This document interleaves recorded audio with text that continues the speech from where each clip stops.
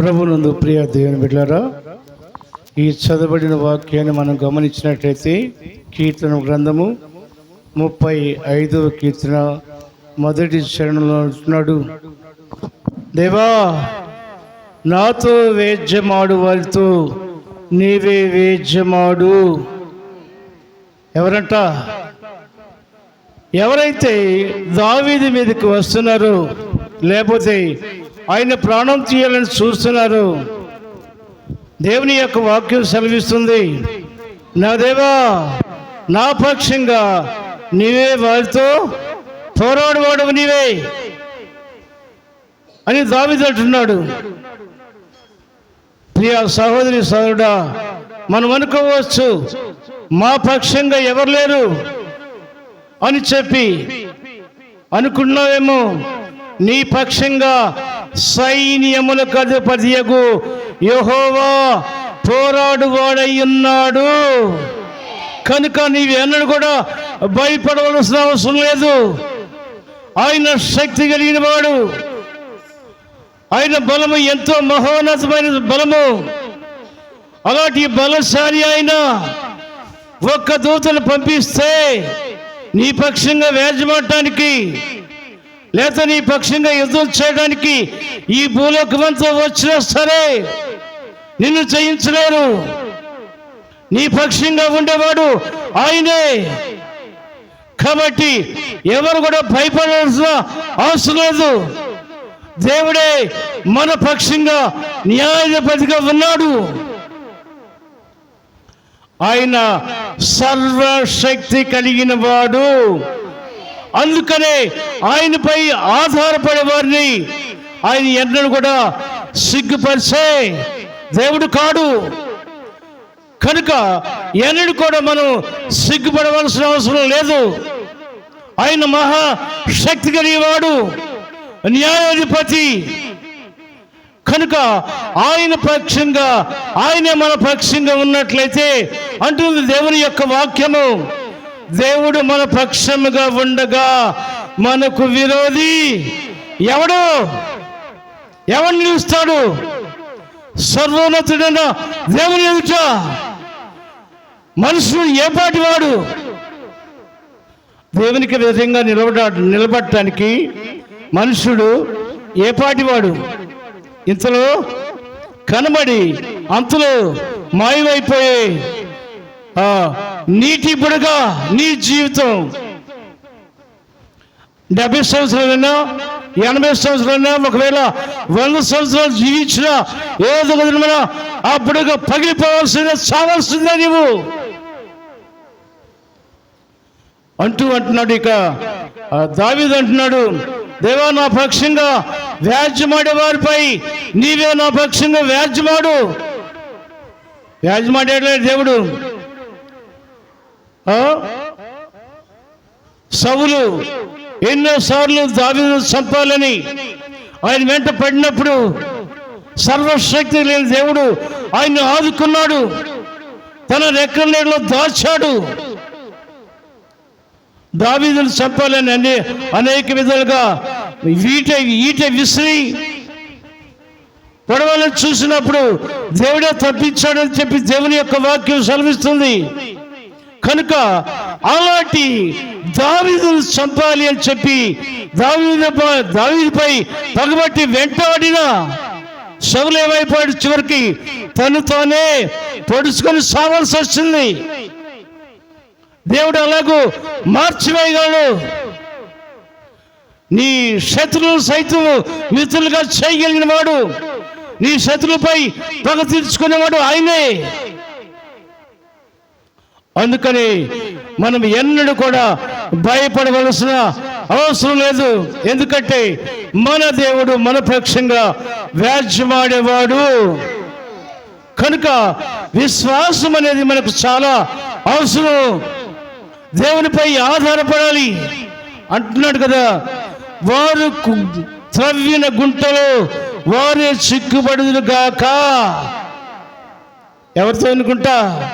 మన కొరకు ఎవరైనా సరే గుంట త్రవ్వితే మనం చిక్కించుకోవాలని, మనల్ని బాధపరచాలని, లేకపోతే కించపరచాలని నీపైకి వచ్చిన వారితో ఆయనే యుద్ధం చేసి వారి జీవితాన్ని మార్చివేస్తాడు, వారి తలంపులను మార్చివేస్తాడు. లేకపోతే నీ పక్షంగా వారి మీద ఆయన యుద్ధం చేస్తాడు.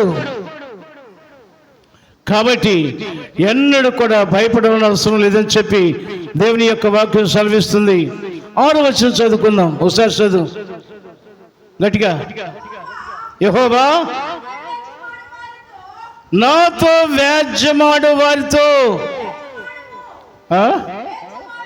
వ్యాజ్యమాడుము, నాతో పోరాడు వారితో నీవే పోరాడయ్యా. నేను యుద్ధం చేయలేను, నేను బలహీనురాల్ని, నా పక్షంగా నీవే వారితో యుద్ధం చేయగలిగిన దేవుడు అని చెప్పి ఎప్పుడైతే నీవు దేవునిపై ఆధారపడతావో ఆయనే నీ పక్షంగా వ్యాజ్యమాడుతాడు. అంతేకాదు 7వ వచనం చదువు త్వరగా. నన్ను పట్టుకొనవలెనని వారు నిర్నిమిత్తముగా ఏ కారణం లేకుండా, నేనేం చేయలేదు, వారి ఎడల ఏ పాపం చేయలేదు, కానీ వారే నన్ను పట్టుకోలేని పరిచి ఉన్నారు, గుంట త్రవ్వారు, నన్ను పడవేయాలని చెప్పి, ప్రభువా నీవే నా పక్షంగా ఉంటే వారే గుంటలో చిక్కుబడుదురుగాక అని చెప్పి దావీదు ప్రార్థన చేస్తూ దేవునికి మొరపెట్టుకుంటున్నాడు. కనుక నా ప్రియ సహోదరుడా, ఈ మధ్యాహ్న సమయంలో నీవు కూడా దేవుని ఆశ్రయిస్తే, దేవునిపై ఆధారపడితే ఆయన నీకు తోడు నీడ ఆదరణ గుడి కాపాడుతాడు. అందుకనే మహోన్నతుని చాటున నివసించువాడే, సర్వశక్తుని నీడను విశ్రమించువాడు, సర్వోన్నతుడైన సర్వశక్తి కలిగిన వాడు, మహాకాశము సైతము ఆయన పట్టజాలము, అంత గొప్ప దేవుడు నీకు తోడుగా ఉన్నాడు. అది ఎప్పుడు కూడా మర్చిపోవద్దు. ఎందుకో తెలుసా, ఆయన నీ కొరకు ఎల్ల వేళలా ఎదురు చూస్తూ నా బిడ్డ ఎప్పుడు ప్రార్థన చేస్తుంది, ఆ బిడ్డను నేను కాపాడాలని చెప్పి నీ చుట్టూ కూడా ఆయన దూతలని కావలిగా ఉంచుతాడు. అందుకే నీ పక్షంగా దేవదూతలు కావలిగా ఉంటారు. నువ్వు ఎక్కడికి వెళ్ళినా ఆయన సన్నిధి నీకు తోడుగా ఉంటుంది, ఆయన కాపుదల భద్రత నీకు తోడుగా ఉంటుంది. దావీదు కలగా ఉన్నాడు, కాచి కాపాడాడు. దావీదు చంపాలనుకున్న సౌలు చనిపోయాడు, కానీ అయితే దేవునిపై ఆధారపడిన దావీదును మాత్రం చక్కగా దేవుడు కాపాడటమే కాకుండా 40 సంవత్సరాలు పరిపాలన చేసే కృప ఇచ్చాడు. ఎలాగా మంచి పరిపాలన అందించాడు దావీదు. సుభిక్షంగా ప్రజలందరూ కూడా జీవించారు. అలాగూ దేవునిపై ఆధారపడాలి మనం కూడా. కాబట్టి నా ప్రియ దేవుని బిడ్డలారా, ఈ మధ్యాహ్న సమయంలో దేవుని ఆత్మచేత నడిపించబడితే, దేవుడే మనకు తోడుగా ఉంటే, ఆయన కాపుదల భద్రత మనకు తోడుగా ఉన్నట్లయితే నీవు ఎన్నడూ కూడా ఏమీ భయపడవలసిన అవసరం లేదు. దేవుని యొక్క వాక్యం సెలవిస్తుంది, 365 సార్లు రాసింది బైబిల్లో, నీవు భయపడకని చెప్పి. కనుక 366 సార్లు అంటే 8 సంవత్సరాలతో కలిసి దినానికి ఒకసారి దేవుడు నీకు తోడుగా ఉన్నా నీవు భయపడకని చెప్పి నిన్ను ధైర్యపరిచేవాడు ఆయనే. కనుక నా ప్రియ దేవుని బిడ్డలారా, నీవు ఎన్నడూ కూడా దేవుని విడిచిపెట్టకూడదు, దేవుని సహవాసాన్ని కోరుకోవాలి. చాలా మంది అంటూ ఉంటారు, దేవుడు ఎక్కడున్నాడని చెప్పి. ఆ దేవుడు నేను లేకపోయినట్లయితే నీవు ఎలాగో జీవిస్తావు ఈ లోకంలో? ఆయన అంటున్నాడు, నీ ఆయుష్కాలం నా చేతిలో ఉంది, జాగ్రత్త. ఈ లోకంలో జీవించే ప్రతి మనిషి జీవితము లేకపోతే వారి యొక్క ఆయుష్ దేవుని చేతిలో ఉన్నాయి. ఎంత గొప్ప వ్యక్తి అయినా సరే దేవుడు పిలిస్తే ఈ లోకంలో విడిచిపెట్టిపోయి వెళ్ళిపోవలసిందే. ఆయన మహోన్నతుడు, ఉన్నత స్థలములలో నివసించువాడు. ఆయన సింహాసనము ఆకాశమందు స్థాపించబడింది. యుగ యుగాలు జీవిస్తున్నాడు ఆయన. కనుక ఆయనను మనం ఆశ్రయించినట్లయితే దావీదు వలె ఆయన కాపుదల భద్రత మనకు కూడా తోడుగుంటుంది. కనుక విశ్వాసము, ఆశ నిగ్రహము కలిగి దేవునిపై ఆధారపడి ప్రార్థనా జీవితం కలిగి నడుచుకోవాలి. ఉదయం లేచి దేవుని సన్నిధిలో మొరపెట్టాలి. ప్రభువా నాకు సహాయం చేయి, ఈ దినమంతా నన్ను నా బిడ్డలను కాచి కాపాడు, రక్షించు అని చెప్పి మనం ప్రార్థన చేసుకోవాలి. ఎందుకో తెలుసా? ఆయన సర్వశక్తి కలిగిన వాడు. అందుకని ఆయనపై మనం ఆధారపడాలి. మనుషుల వైపుగా చూసేది ఏ మనిషి అయినా సరే, ఎంతటి గొప్ప వ్యక్తి అయినా సరే, వారి వైపు మనం చూడొద్దు.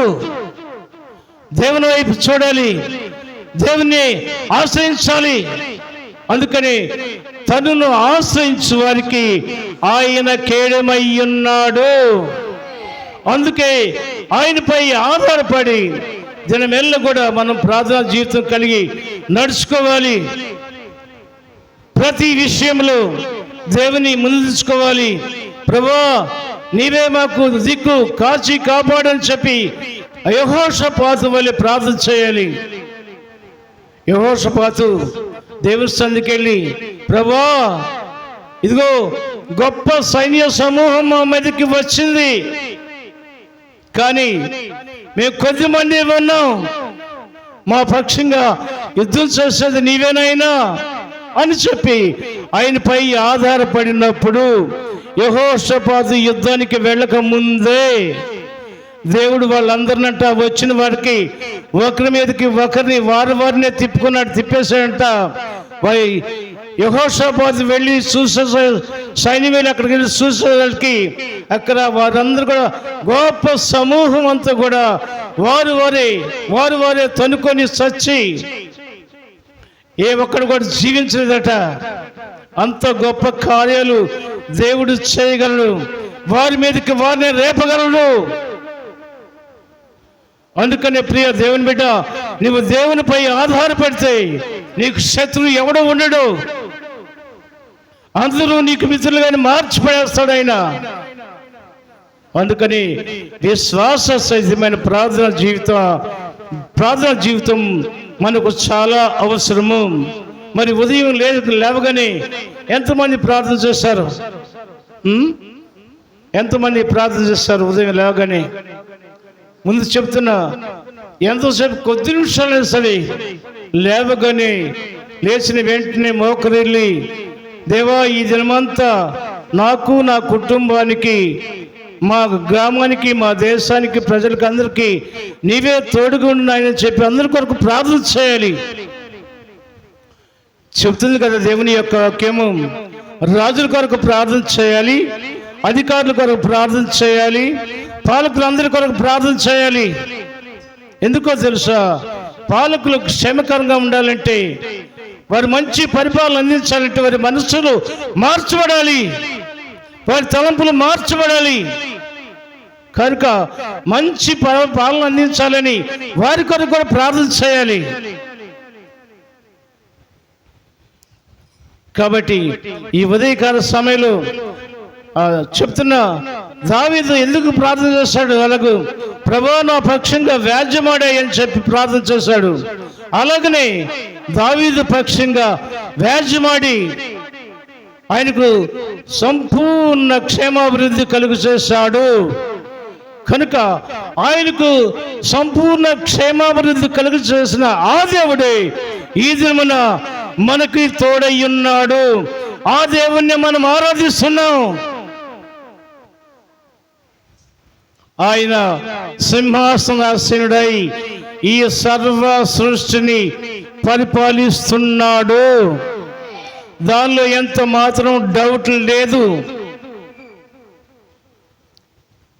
కనుక ఈ ఉదయకాల సమయంలో ఈ ఉత్తర ప్రత్యుత్తరాల ద్వారా మనతో మాట్లాడుతున్న దేవుడు, దేవుని ఆత్మ చేత మనం నడిపించబడాలని, దేవుని సహాయాన్ని కోరుకుంటే ఆయన తోడుగా ఉంటాడని దేవుని యొక్క వాక్యం సెలవిస్తుంది. నీ శత్రువుల పక్షంగా, లేకపోతే నీ పక్షంగా నీ శత్రువులతో పోరాడువాడు ఆయనే. అందుకని విశ్వాస సహితమైన ప్రార్థన జీవితం కలిగి నీలోనే అంటుకట్టబడి జీవించడానికి సహాయం చేయమని చెప్పి అందరూ కూడా దేవుని దగ్గర మొరపెడదాం, ప్రార్థన చేద్దాం. చిన్న ప్రార్థన. కృపగల తండ్రి, నీకు స్తోత్రం చెల్లిస్తున్న ఈ కీర్తన గ్రంథం ద్వారా నీవు నాతో మాట్లాడావు. నా తండ్రి, నీవు మా పక్షంగా ఉన్నట్లయితే మాకు విరోధి ఎవడు అని చెప్పి నీ వాక్యం సెలవిస్తుంది. కనుక నాయనా, నువ్వు ఆకాశ మహాకాశములకు సృష్టికర్తవు. నీపైనే ఆధారపడే కృప, నీ మెండైన దీవెన, ఆశీర్వాదము నీవే మాకు దయచేసి ఆదరించి బలపరచుమని యేసు పరిశుద్ధ నామములో ప్రార్థిస్తున్నావు తండ్రి. ఆమేన్.